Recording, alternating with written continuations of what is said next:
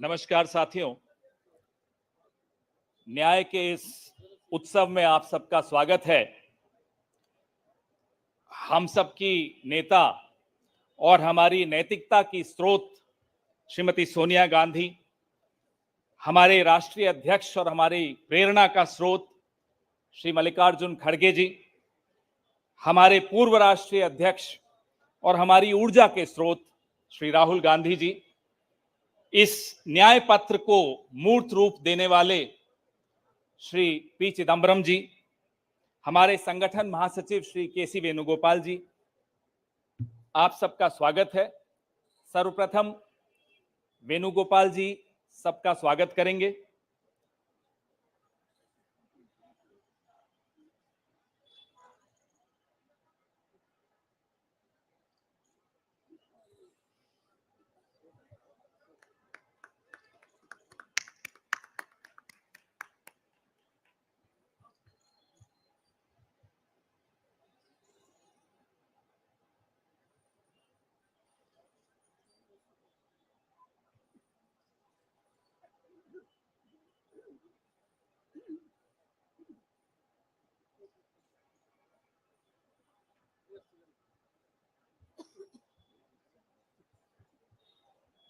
धन्यवाद वेणुगोपाल जी। साथियों, हमारे नेतृत्व के लिए और हमारी पार्टी के लिए न्याय केवल एक शब्द नहीं है, न्याय संघर्ष है, न्याय तपस्या है और न्याय हक है। सबसे पहले इस कार्यक्रम को आगे बढ़ाते हुए हम न्याय पत्र का विमोचन करेंगे, उसको जारी करेंगे। मैं माननीय कांग्रेस अध्यक्ष श्री मल्लिकार्जुन खड़गे साहब से आग्रह करूंगा कि वो न्याय पत्र को जारी करें।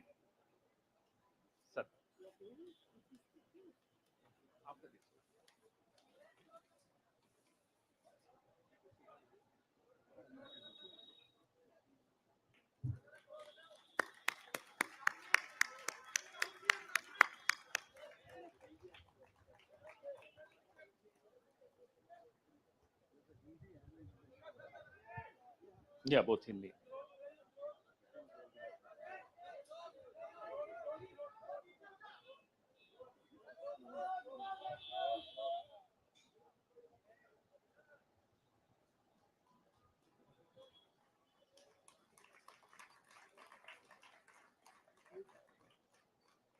धन्यवाद। अब मैं मैनिफेस्टो कमेटी के अध्यक्ष श्री पी चिदम्बरम साहब से आग्रह करूंगा कि वो इस न्याय पत्र के विषय में कुछ इस पर प्रकाश डालें, आपसे चर्चा करें।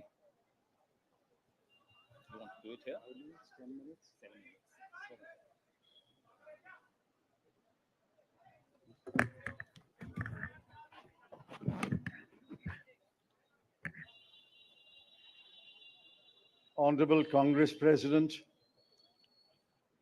Honorable former Congress President Srimati Sonia Ji, Honorable former Congress President Shri Rahul Ji, General Secretary Shri K.C. Venugopal, members of the Congress Working Committee, senior leaders of the Congress,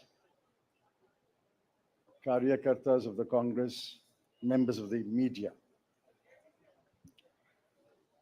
I'm thankful to the Congress President for releasing the Congress Manifesto for the 2024 elections.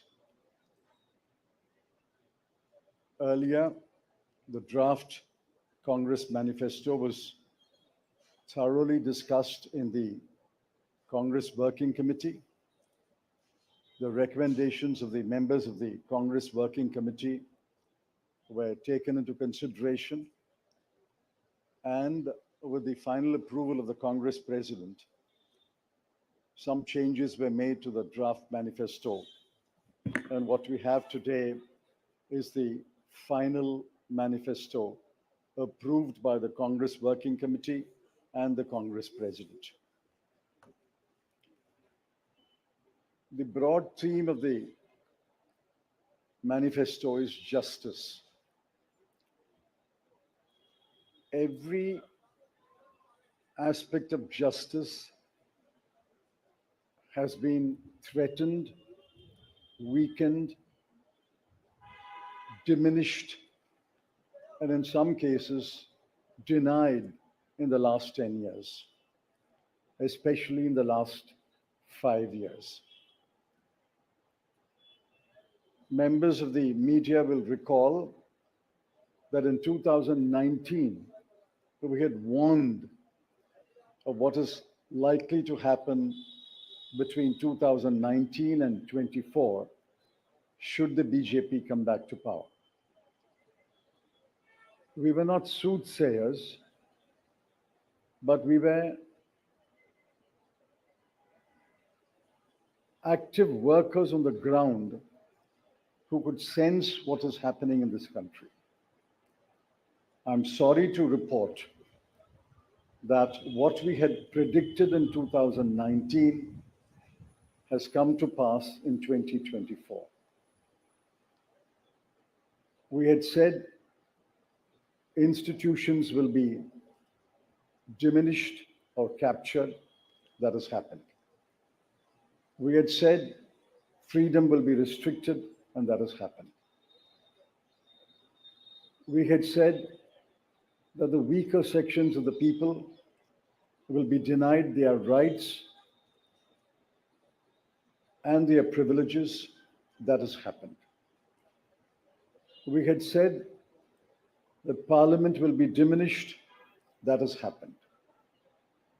We had said that we will inexorably move towards an autocracy.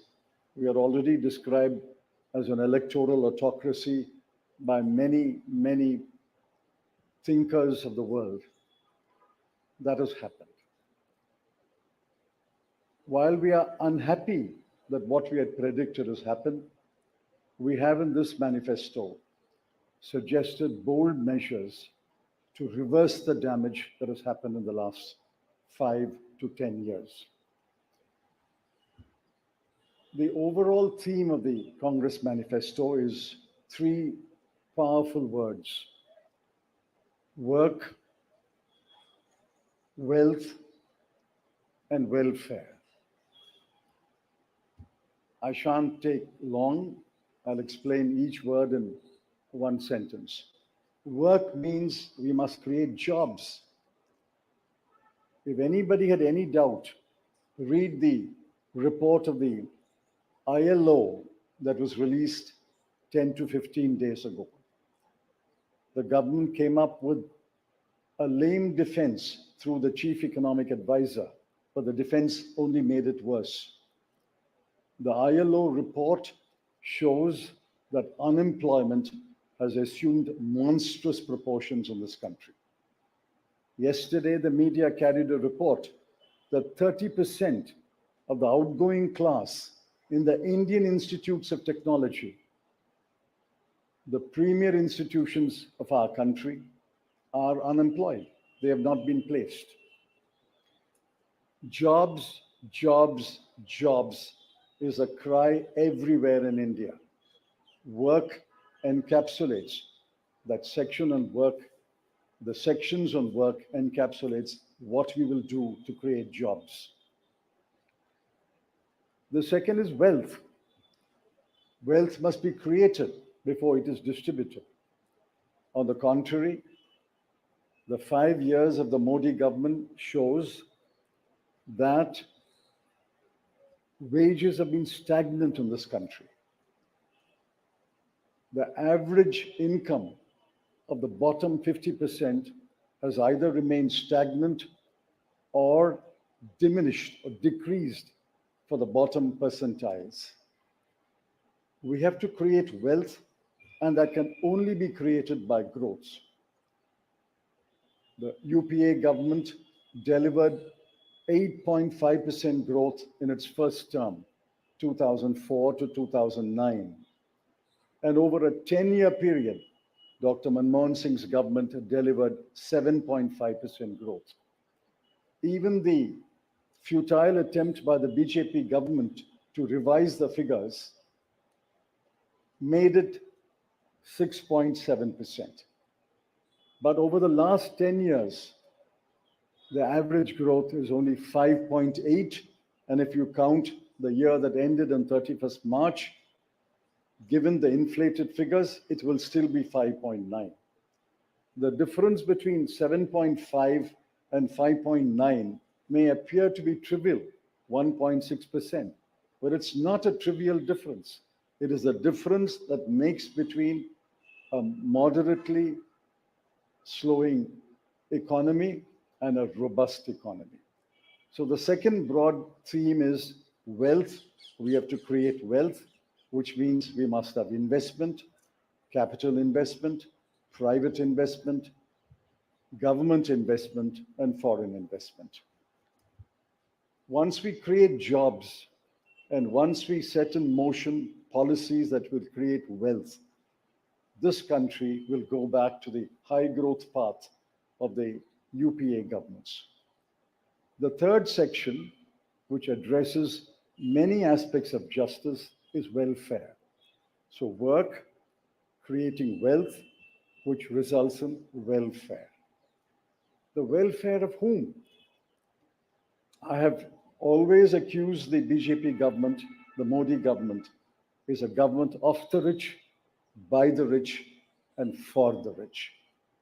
This government is driven only by the interests of the top 1% of this country. But we have to look at the bottom 50%. The bottom of the pyramid, the bottom 50% is as important as those who are well off.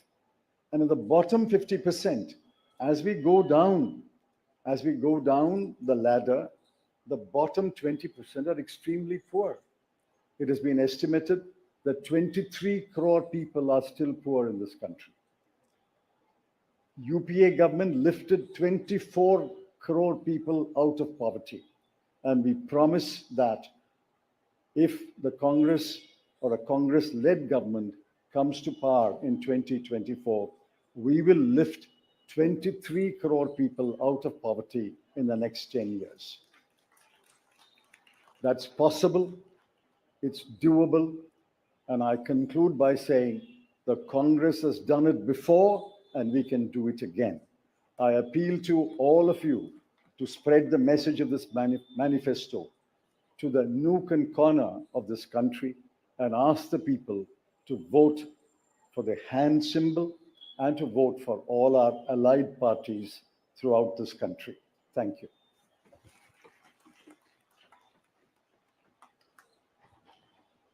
धन्यवाद चिदम्बरम साहब। मैं माननीय राष्ट्रीय अध्यक्ष श्री मल्लिकार्जुन खड़गे साहब से आग्रह करूंगा कि वो 2 शब्द कहें।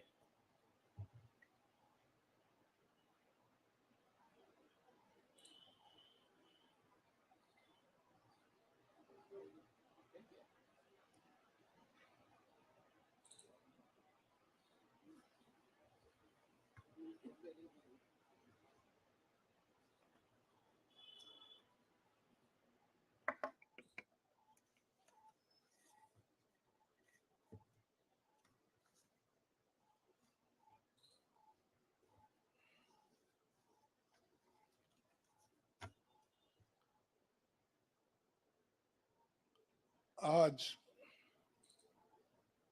हमारे कांग्रेस चुनाव घोषणा पत्र जारी करने के मौके पर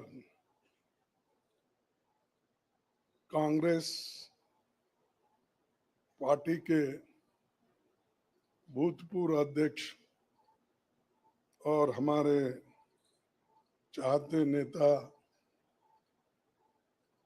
श्रीमती सोनिया गांधी जी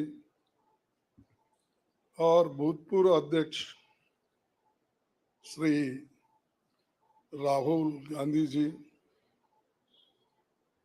और यहाँ पर पधारे हुए हमारे कांग्रेस पार्टी के सभी नेतागण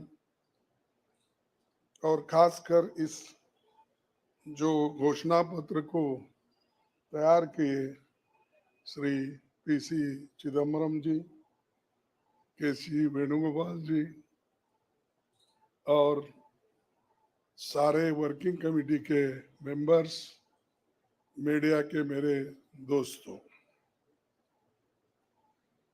आज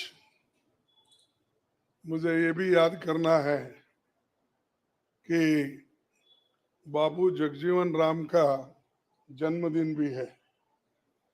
और जो बाबू जगजीवन राम हमारे पार्टी में बहुत साल तक 1947 से लेकर 1984 तक 1984 तक वो इस पार्टी में रह के काम किए। फिर जो कुछ उनका कंट्रीब्यूशन था, ये बड़ा कंट्रीब्यूशन मिनिस्ट्री में उन्होंने किया। ऐसे दिन आज हम ये घोषणा पत्र गरीबों के लिए हम अर्पित कर रहे हैं। आज भारतीय राष्ट्रीय कांग्रेस के 2024 के लोकसभा चुनाव का घोषणा पत्र जारी किया जा रहा है। इस मौके पर मैं आप सभी का स्वागत करते हुए 22 दिसंबर 2023 को जो चिदम्बरम जी की अध्यक्षता में 16 सदस्यीय कांग्रेस मैनिफेस्टो कमेटी बनी थी और 19 मार्च को CWC ने इसे मंजूरी दी थी। व्यापक जनभागीदारी और संपर्क के बाद हमारा घोषणा पत्र बना है। इसके लिए वेबसाइट आवाज भारत की बनी, जिस पर भी काफी सुझाव मिले। हमारा ये घोषणा पत्र देश के राजनीतिक इतिहास में न्याय के दस्तावेज के रूप में याद किया जाएगा। राहुल जी के नेतृत्व में चली भारत जोड़ो न्याय यात्रा में 5 पिलर्स पर ध्यान केंद्रित किया गया था। यात्रा के दौरान युवा न्याय, किसान न्याय, नारी न्याय, श्रमिक न्याय और हिस्सेदारी न्याय की घोषणा की गई थी। जहां कहीं भी हम गए, इन न्याय की बात हमने करी थी और इसकी गारंटी भी हमने दी है। इन 5 पिलर्स में से 25 गारंटी निकलते हैं। हर 25 गारंटी ने किसी ना किसी को लाभ मिलने का इसके अंतर्गत यहाँ पर हमारे मैनिफेस्टो में भी है और इसके लिए जो हम पहले से ही करते हुए आए हैं वो भी हमने इसका उल्लेख किया है। मैं कुछ बातें आपके सामने रखना चाहता हूं। खासकर युवा न्याय के तहत हर शिक्षित युवा की पहली नौकरी अप्रेंटिसशिप के साथ पक्की हो जाए, ऐसी एक गारंटी हम दे रहे हैं। और उसके लिए हम 1 लाख रुपए, उसके लिए हम एक अप्रेंटिसशिप कोर्स करने वालों को खर्च करेंगे और इससे ये फायदा होगा, किसी ना किसी जगह उसको पक्की नौकरी मिलेगी, क्योंकि ये स्किल डेवलपमेंट के तहत और बहुत से इंडस्ट्रीज में इनको काम मिलेगा। नारी न्याय के तहत गरीब परिवार की महिला को सालाना 1 लाख की मदद देंगे। कोई तालियां नहीं बजा रहे, क्या बात है?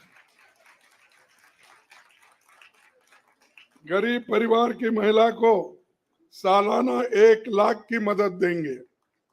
और किसान न्याय के तहत किसानों की कर्ज माफी और MS की कानून की गारंटी भी हम देंगे। और श्रमिक न्याय, इसके तहत मनरेगा में भी 400 रुपए, ये न्यूनतम, कम से कम 400 रुपए मजदूरी दिया जाएगा। हिस्सेदारी न्याय में सामाजिक आर्थिक समानता के लिए हर व्यक्ति और हर वर्ग की गिनती या जातीय जनगणना होगी, जिससे सबको फायदा हो गया, या किसी के फॉर्म में किसी के अगेंस्ट में ये नहीं है कि हालात को समझने के लिए ये जातीय जनगणना करेंगे, जैसा कि एससी एसटी की जातीय जनगणना होती है। और वैसा ही जो पिछड़े लोग हैं और भी ये अपर कास्ट में भी गरीब लोग हैं, सबकी हालत क्या है ये जानने के लिए हम जातीय जनगणना कराएंगे और इसका फायदा हर वर्ग को मिलेगा।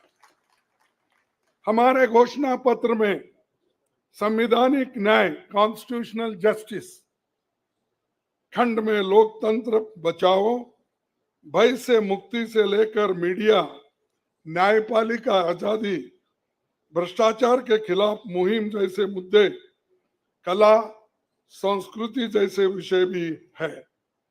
आर्थिक न्याय इकोनॉमिक जस्टिस खंड में आर्थिक नीतियों, बेरोजगारी, टैक्सेशन और टैक्स रिफॉर्म्स, ये सारी चीजें उसमें हम लाएंगे। इंडस्ट्री और इंफ्रास्ट्रक्चर पर ठोस काम हम करेंगे।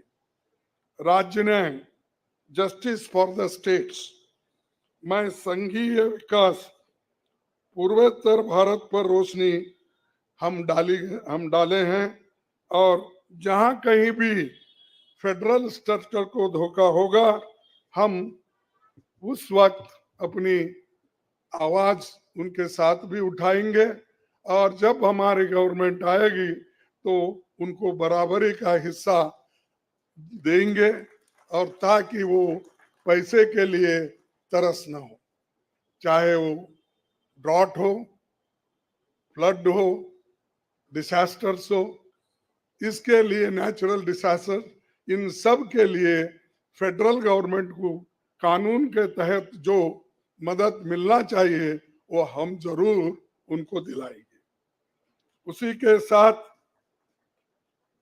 देश की प्रतीक्षा और आंतरिक सुरक्षा के महत्व को ध्यान में रखकर रक्षा न्याय की भी खंड है, जिसमें विदेश नीति भी है, और विदेश नीति हमारी अब तक सफल हुई है, और उसी नीति पे अगर ये लोग काम करते थे और ठीक ढंग से चलते थे, और बहुत से मुश्किल हमको आज जो आ रहे हैं वो कभी नहीं आते थे। तो इसीलिए हम अपना रक्षा न्याय का देश की रक्षा के लिए पूरा हम काम करेंगे।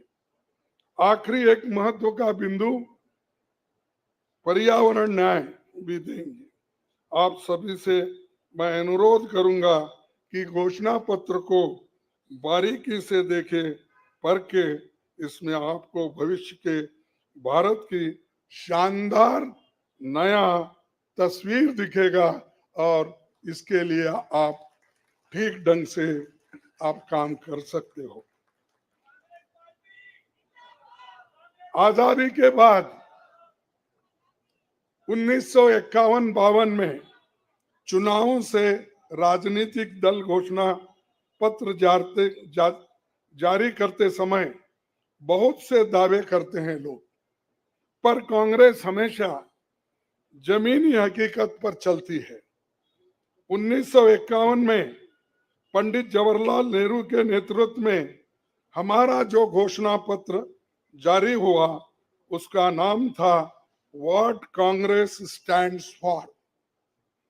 उसका नाम था व्हाट कांग्रेस स्टैंड्स फॉर।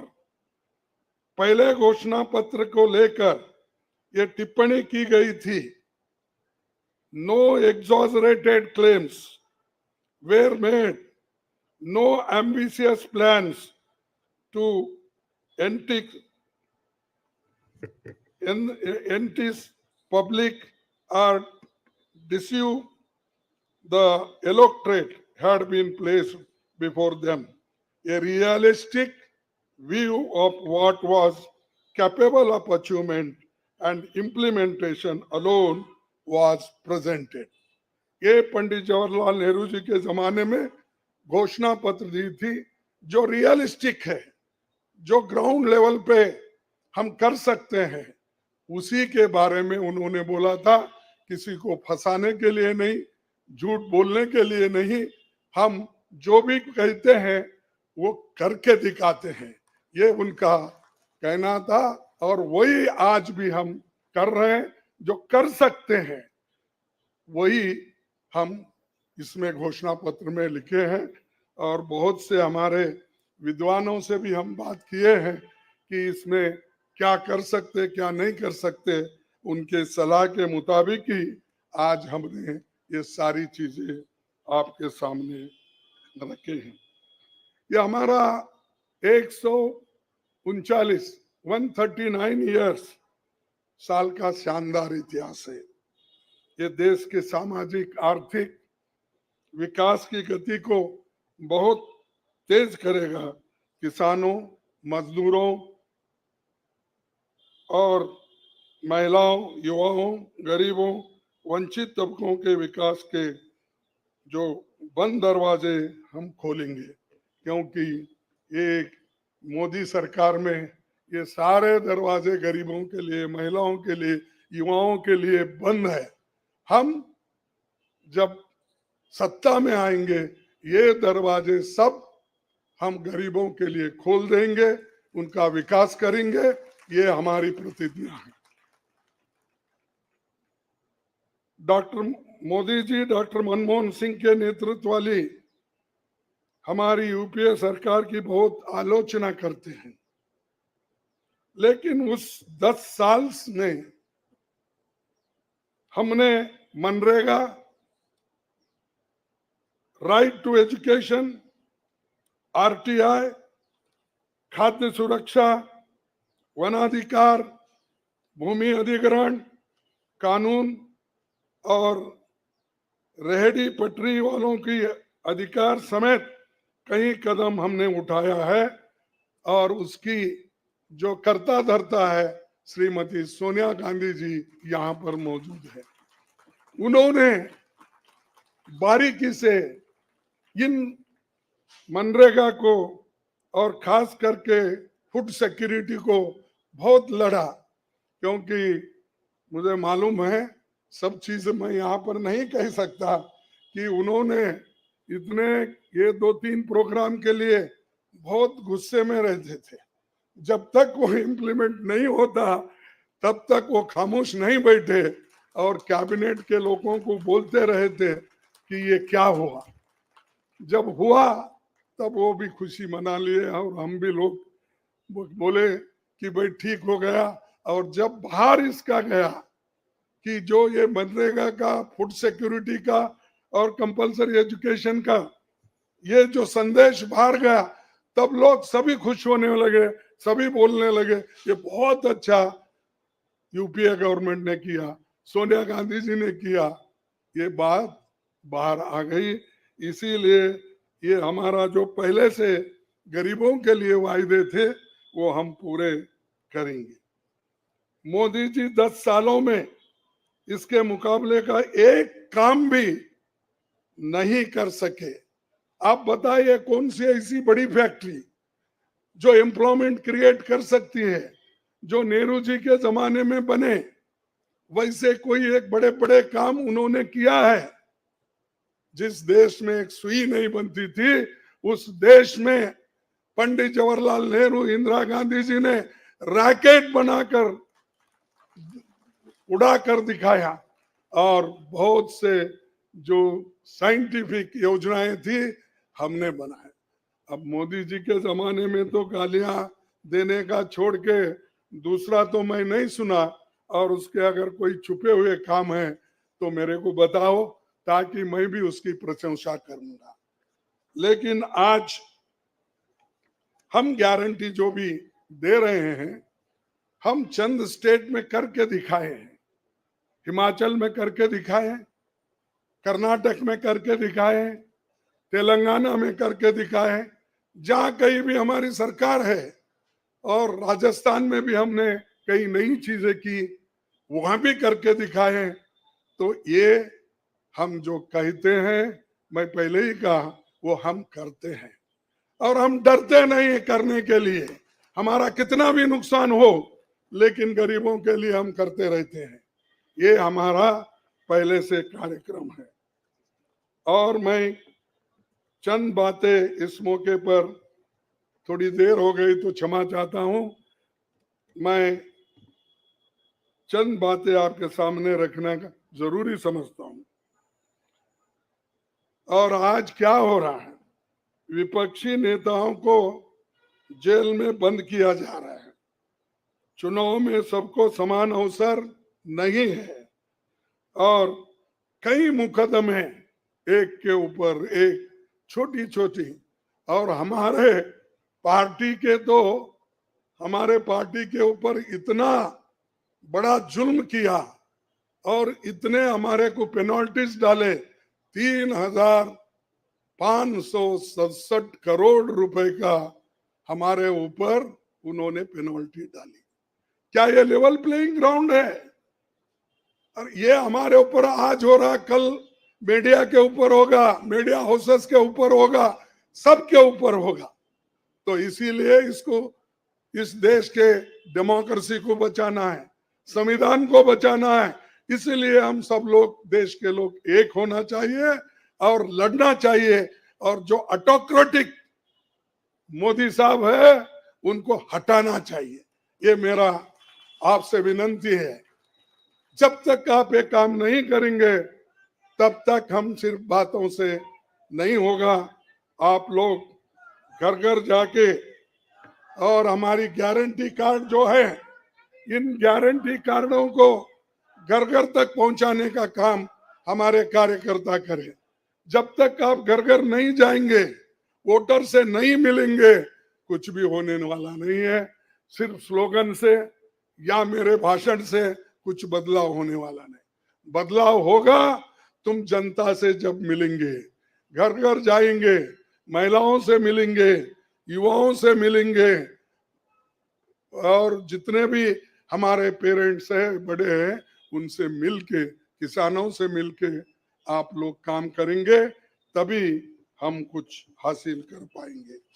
तो इसीलिए मैं आपसे विनंती करूंगा, ये काम हमारा आप करेंगे और इस ऑटोक्रेटिक सरकार को हटाने के लिए आप काम करते रहेंगे। अब बीजेपी का तो ऐसा है, चंदा दो धंधा लो, चंदा दो धंधा लो, कॉन्ट्रैक्ट लो, पैसे दो। तो उन्होंने काम किया और वो कहते हैं कि भ्रष्टाचार मिटाऊंगा। अरे भाई, 25 लोग हमारे बड़े बड़े नेताओं को आपने लिया और 25 नेताओं में 2 को तो एक पूरा एक्सोनरेट किया और 23 लोगों को फिर उनको भी एक्सोनरेट किया। अरे शाह साहब के वॉशिंग मशीन में इतने लोग जो भी जा रहे हैं, क्लीन होके आ रहे हैं, और भ्रष्ट लोग तुम्हारे साथ है, बदनाम हमको कर रहे हैं।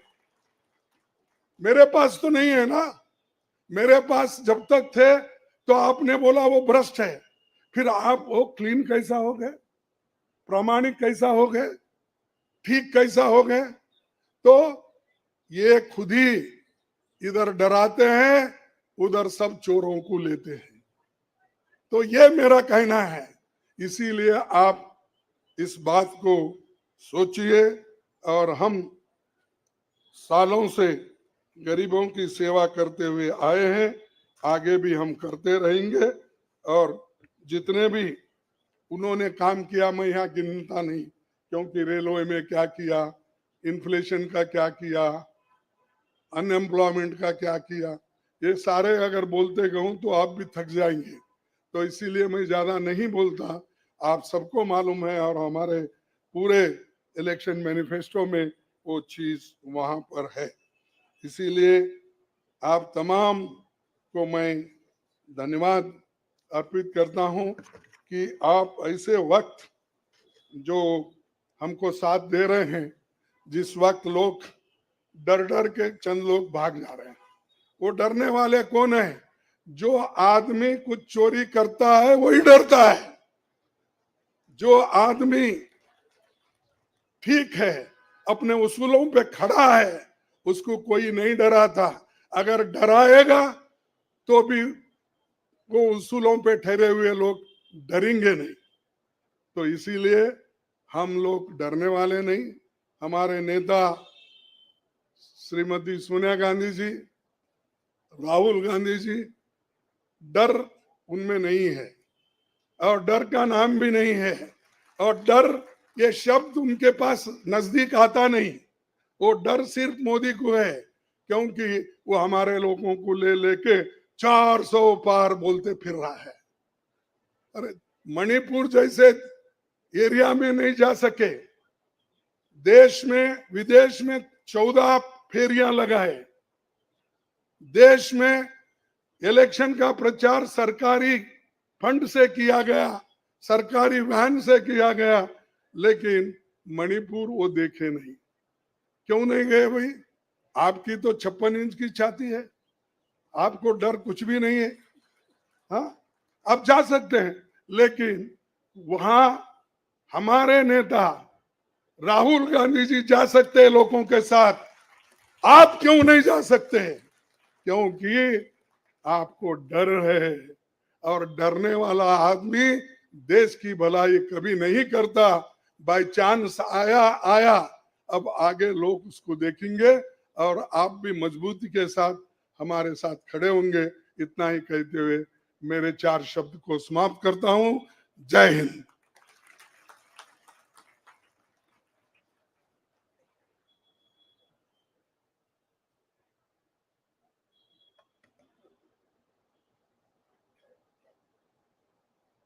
धन्यवाद खड़गे साहब।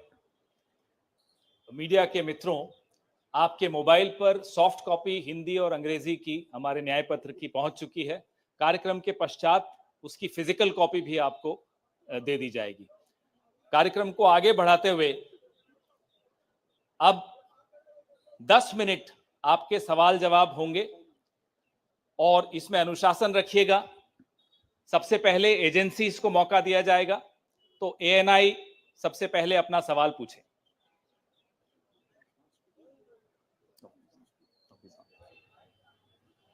माइक दे दीजिएगा मीडिया के साथियों को।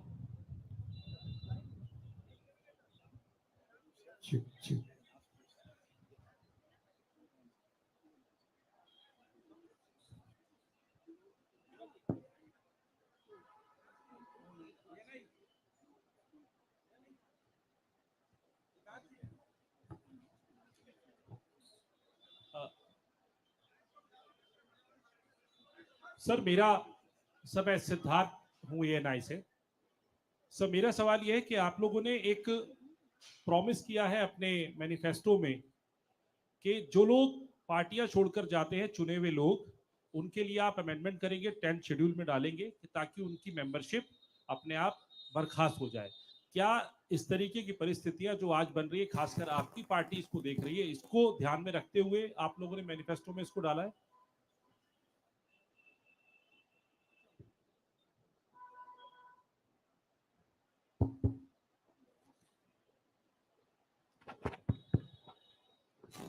You are asking about the anti-defection law, which is now in the 10th schedule. Over the years, political parties, especially defectors, have exposed the limitations of the 10th schedule. So the 10th schedule has to be amended. Check. What is he saying? The 10th schedule is to be amended. Our position is that moment a defection takes place, he should be instantly disqualified.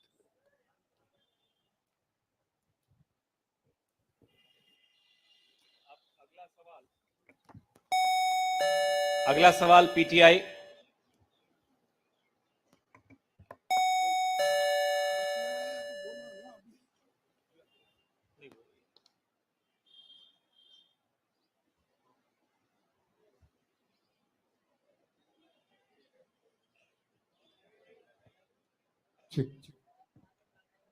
Sir, sir, the focus of the manifesto is on the 25 guarantees that the Congress has already announced. So will this election be a fight between Congress's guarantees and Modi ki guarantee?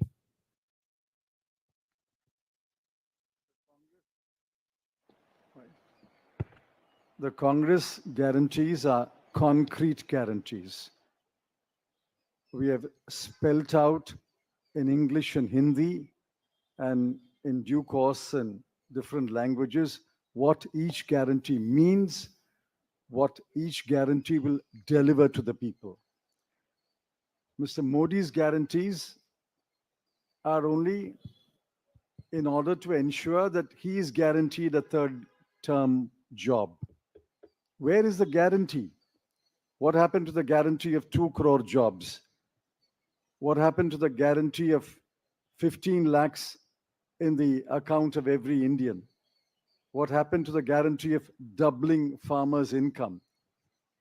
What happened to the guarantee of raising India's GDP to 5 trillion? I can offhand narrate at least 50 such promises of Mr. Modi. Mr. Modi's promises are empty promises. Our 25 guarantees are concrete guarantees.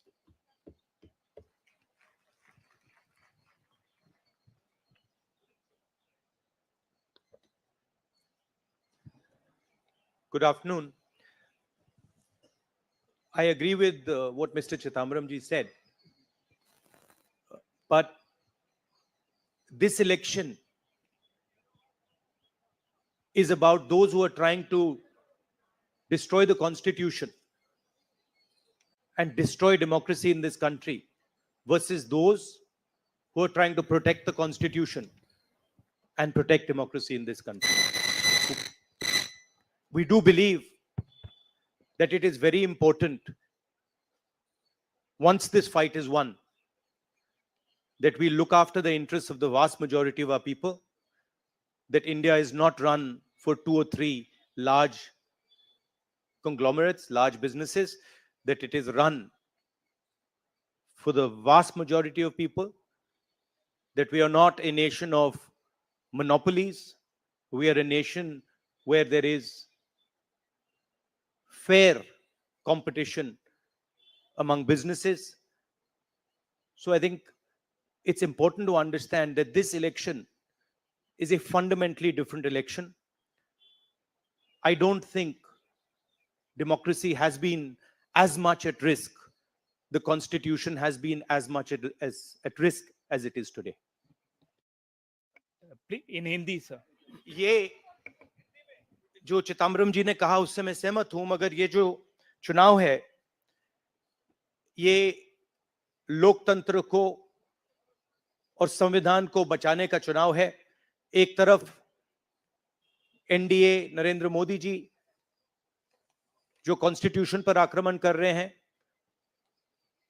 लोकतंत्र पर आक्रमण कर रहे हैं, institutions को capture कर रहे हैं, और दूसरी तरफ इंडिया अलायंस जो कॉन्स्टिट्यूशन की रक्षा करता है, लोकतंत्र की रक्षा करता है। तो ये चुनाव इन दोनों फोर्सेस के बीच में है। धन्यवाद। मौसमी सिंह, आज तक।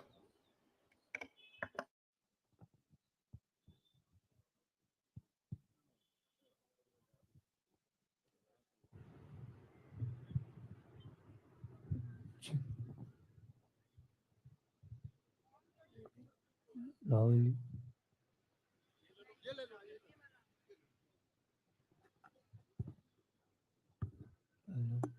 हेलो, मेरा सवाल मैडम सोनिया गांधी से है। मैम, अगर आपसे सवाल, राहुल जी, आपने ओपीएस को लेके लगातार जो है झंडा बुलंद किया है। तमाम सरकारें आपकी, उन्होंने ओपीएस का वादा किया था। चिदम्बरम साहब, you had promised OPS, and in Himachal and Rajasthan you implemented OPS, but in the manifesto the OPS scheme is missing. So is there a reflects, is there a introspection that it's not viable economically? Is it that? It's not missing as such. It's very much on our minds. But please remember the developments that have taken place in the last 4 months. The government has appointed a committee headed by the Finance Secretary to review the NPS and the demand for OPS and to find a way in which the objectives of OPS can be financed by a funded pension scheme, which means the government has come around to the point of view that while the OPS delivered benefits to the pensioners, the NPS made it sustainable. Now a committee has been appointed under the Finance Secretary, and unless we receive the report of that committee and review it, it would be premature to take a stand on the OPS NPS controversy. It's very much on our minds, and we will come out with our position once the committee's report is received. Arun Kumar Singh. मेरा सवाल राहुल जी आपसे है। Rahul ji, hello. Rahul ji, सीधे सीधे इधर, front. सवाल आपसे यह है कि 2014 में जैसे ही मोदी सरकार आई थी, आपने एक बयान दिया था और आपने ये कहा था कि देखते जाइए धीरे धीरे कॉन्स्टिट्यूशनल इंस्टीट्यूशंस जितने भी हैं देश पे, उस पे आरएसएस और बीजेपी का कब्जा हो जाएगा। अब आप ये कह रहे हैं कि हो चुका है और आप कह रहे हैं कि हम कानून भी लाएंगे। क्या आपको ऐसा नहीं लगता राहुल जी कि ये जब आप करेंगे तब बीजेपी आपके ऊपर ये आरोप लगाएगी कि चूंकि केसेस जो है या पूछताछ विपक्ष के नेताओं से ज्यादा हुई, इसलिए प्रतिक्रिया में लाया गया रिएक्शनरी लॉज अमेंडमेंट होंगे?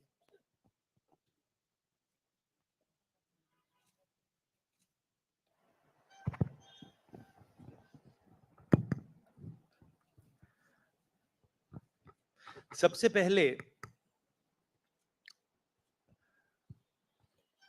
ये समझना होगा कि हिंदुस्तान के राजनीतिक स्ट्रक्चर में हो क्या रहा है। आरएसएस ने और बीजेपी ने और खासतौर से नरेंद्र मोदी जी ने जो स्ट्रेटजी बनाई है, उसका फाउंडेशन क्या है, उसकी नींव क्या है, सबसे पहले यह समझना है। नरेंद्र मोदी जी ने जैसे अदानी जी की मोनोपोली है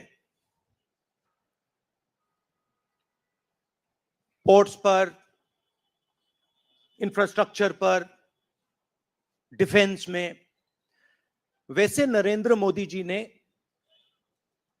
पॉलिटिकल फाइनेंस की मोनोपोली बनाई है। कैसे बनाई है? ED, CBI, income tax department का प्रयोग करके। अगर आप बॉन्ड स्कीम्स को देखें तो उसमें साफ दिख जाता है कि नरेंद्र मोदी जी ने, बीजेपी ने एक प्रकार से पॉलिटिकल फंडिंग एक्सटॉर्शन से, धमकी से, प्रेशर से बनाई है। खारगे जी ने कहा जो भी भ्रष्ट हैं वो सब बीजेपी में जा रहे हैं। उसका कारण है क्योंकि नरेंद्र मोदी जी चाहते हैं कि पॉलिटिकल फाइनेंस की मोनोपोली उनके हाथों में हो। अब हमारे बैंक अकाउंट बंद कर दिए, हमारे पास ओरिजिनल रास्ता जो था वही हमारा रास्ता है। हम जनता के साथ जाकर मिलकर उनके लिए लड़ते हैं। ये जो मैनिफेस्टो बना है, ये मैनिफेस्टो कांग्रेस पार्टी ने नहीं बनाया है। ये मैनिफेस्टो हिंदुस्तान की जनता ने बनाया है। हमने सिर्फ इसको लिखा है, ठीक है। और हमने सिर्फ इसको लिखा है, जो किसानों ने हमें बताया, खारगे जी को बताया, मुझे बताया, बाकी नेताओं को बताया, वो हमने लिखा है। चाहे वो रोजगार की बात हो, चाहे वो कॉन्ट्रैक्ट लेबर की बात हो, हजारों लोगों से बात करके हमने ये हिंदुस्तान की आवाज है, ये लिखी है। मगर जो राजनीति में आज हो रहा है वो क्लियर है कि सब पार्टीज को नरेंद्र मोदी, ईडी, सीबीआई, इन इंस्टीट्यूशंस को कैप्चर करके फाइनेंशियली मोनोपोली बना रहे हैं अपनी। और चुनाव के बाद रियलिटी है कि ये जो फाइनेंशियल मोनोपोली बड़ी इंटरेस्टिंग चीज है, क्योंकि सारा इंफॉर्मेशन, सारा का सारा इंफॉर्मेशन, किससे एक्सटॉर्शन किया है, किसको कॉन्ट्रैक्ट दिया है, कॉन्ट्रैक्ट देने के बाद उसने कितना पैसा दिया है, वो पूरी ब्लूप्रिंट, पूरी की पूरी ब्लूप्रिंट इलेक्टोरल बॉन्ड्स में लिखी हुई है। तो नरेंद्र मोदी जी ने आज नहीं तो कल ऑपोजिशन को पूरी chargesheet, proof sheet electoral bonds के थ्रू पकड़ा दी है। तो इसीलिए थोड़ा टेरर हो रहा है उनको, इसीलिए नंबर निकला है 400 पार। इसलिए ये महाराष्ट्र में हमारे नेता ले जा रहे हैं, हरियाणा में सब जगह हमारे नेता ले जा रहे हैं, क्योंकि इनको लग रहा है कि भैया अगर 400 पार नहीं 180 हो गई, 160 हो गई, 140 हो गई तो नैया पार हो जाएगी। Thank you. आशीष सिंह।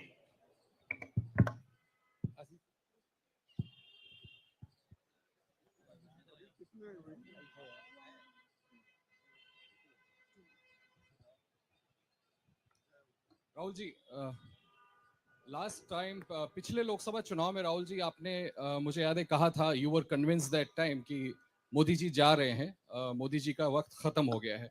ऐसा हुआ नहीं, होता है राजनीति में। इस दफा नरेंद्र मोदी को आप कितनी बड़ी राजनीतिक चुनौती मानते हैं सर 2024 के चुनाव में? देखिए, 2019 में ये शुरू हुआ, आज ये एक तरह पीक पे पहुंच गया है। हिंदुस्तान के सारे इंस्टीट्यूशंस उनके हाथ में हैं, पॉलिटिकल फाइनेंस की मोनोपोली उनके हाथ में है, CBI, ED, income tax, EC, ये सारे के सारे बीजेपी के हाथ में है, बीजेपी के कंट्रोल में है। तो जैसे मैंने अपने भाषण में कहा, cricket match is a rigged match, cricket match is not a fair match. उसमें चाहे सोशल मीडिया की बात करें, आप हमारे नेताओं के, ऑपोजिशन नेताओं की सोशल मीडिया देख लीजिए, मेरा यूट्यूब देख लीजिए, मेरा फेस टाइम देख लीजिए, फेसबुक देख लीजिए, इंस्टाग्राम देख लीजिए, तो ये सारा का सारा स्ट्रक्चर कंट्रोल्ड है, रिग्ड है। इसलिए बहुत जरूरी है कि जनता इस बात को समझे कि ये नॉर्मल चुनाव नहीं है, ये लोकतंत्र को बचाने का, संविधान को बचाने का चुनाव है, और इसको लड़ना और जीतना बहुत जरूरी है। ये चुनाव 2-3%, 5% और बाकी हिंदुस्तान के बीच में चुनाव है, और जो बाकी हिंदुस्तान चाहता है वो इस मैनिफेस्टो में है, और जो 2% चाहता है, जो अदानी जी चाहते हैं, वो आप उनका मैनिफेस्टो देख लीजिए, आपको पता लग जाएगा, उसमें उनकी रिक्वेस्ट लिस्ट पूरी की पूरी आपको मिल जाएगी। Thank you. आखिरी सवाल कुमार विक्रांत सिंह।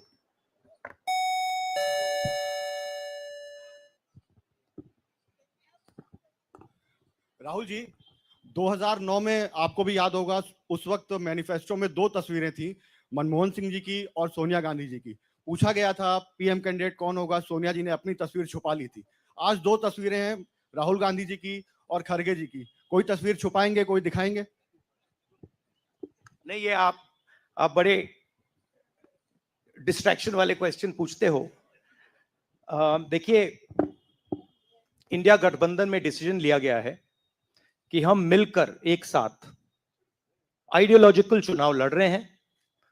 चुनाव जीतने के बाद लीडर कौन होगा, प्राइम मिनिस्टर कौन होगा, वो पूरा का पूरा जो कोलिशन है वो मिलकर डिसाइड करेगा। Thank you. धन्यवाद। अब कार्यक्रम की समाप्ति से पहले श्री केसी वेणुगोपाल कल के कार्यक्रम के विषय में आपसे 2 शब्द कहेंगे। Dear friends, today we are already released the Brother, he wants South media chance. इन्हें माइक दीजिए जो साउथ इंडिया से हमारे जो साथी हैं, और ये आखिरी सवाल होगा। Chick chick.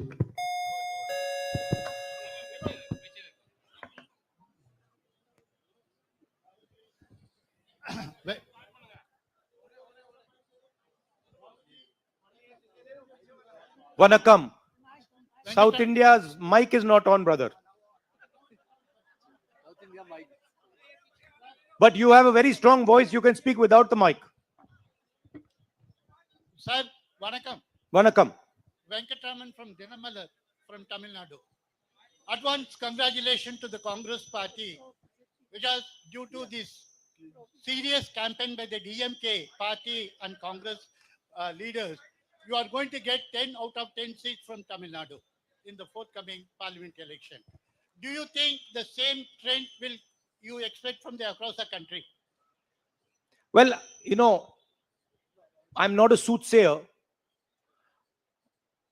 Unlike many political commentators, I can't predict the future. But what I'm confident of is that this is a much closer election than is being propagated by the media. It is a close election, and we are going to fight an excellent election, and we are going to win the election. Thank you. Please do remember one thing. Please do remember that there was a similar feeling being generated by the press when Mr. Vajpayee was Prime Minister. There was the India Shining campaign. So we have a similar idea being propagated. India Shining with 2-3 new dimensions. International dimension. All sorts of new dimensions. Full support by the monopolists in the country. But do remember what happened to the India Shining campaign, and do remember who won that campaign. Thank you.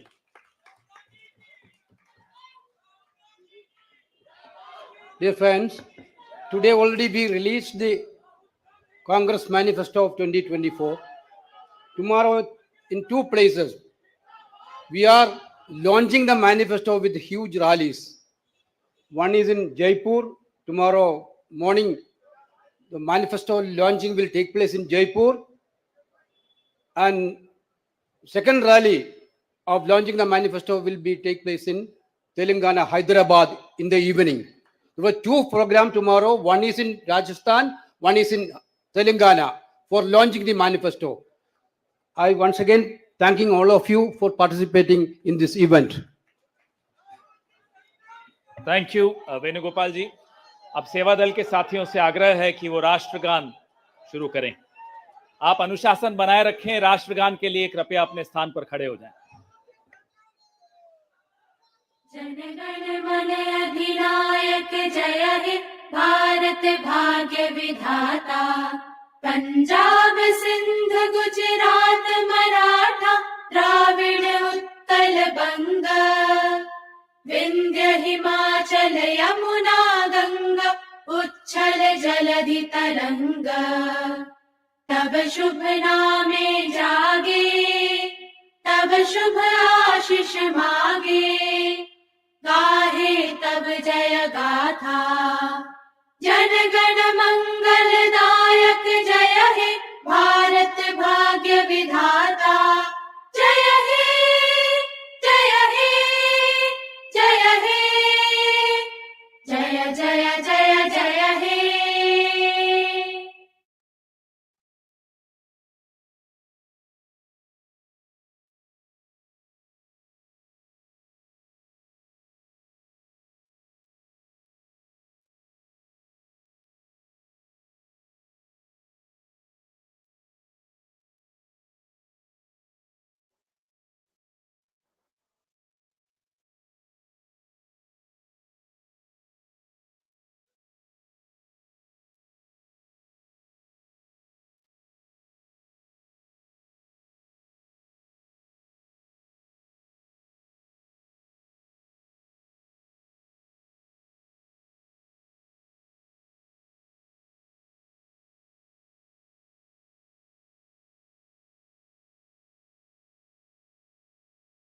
And we are calling this a jugalbandi between two market masters.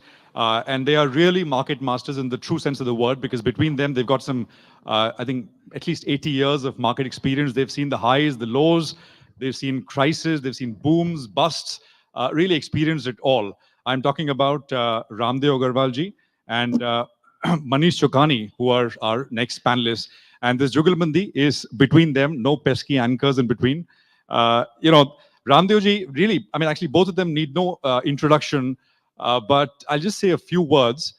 I think Ramdev ji is someone who is a passionate investor. He's got a childlike enthusiasm for ideas. I mean, I remember the first time that I met him, I came back with a list, and it was not a list which was basically made up of stocks or themes or anything. It was a reading list. So I consider Ramdev ji first and foremost a teacher, a mentor. And his message to me, and I think others over the years, has been read every day, and you have a hope to succeed. So Ramdev ji, thank you very much for your wisdom all these years. Really appreciate it. Manish Chokani needs no introduction either. He's one of the most astute market investors that we have amidst us. His grasp on macros and markets and distilling the macros to the micros is, I think, unparalleled. He simplifies complex ideas guided by first principles, and I think that is where he really